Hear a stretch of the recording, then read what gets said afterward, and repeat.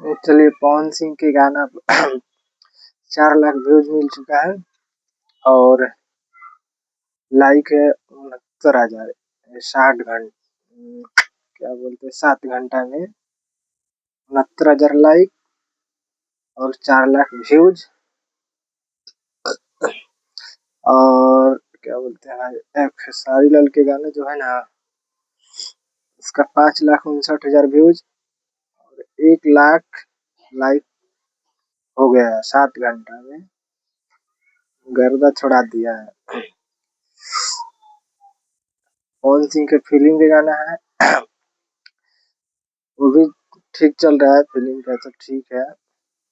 खेसारी लाल का गर्दा ही अच्छा रिस्पॉन्स है। 7 घंटा में 1 लाख लाइक हो गया है। वैसे चलेगा एकदम गर्दा छुड़ा दिया। और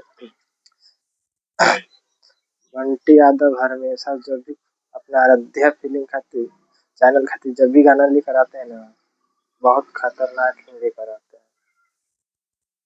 हैं।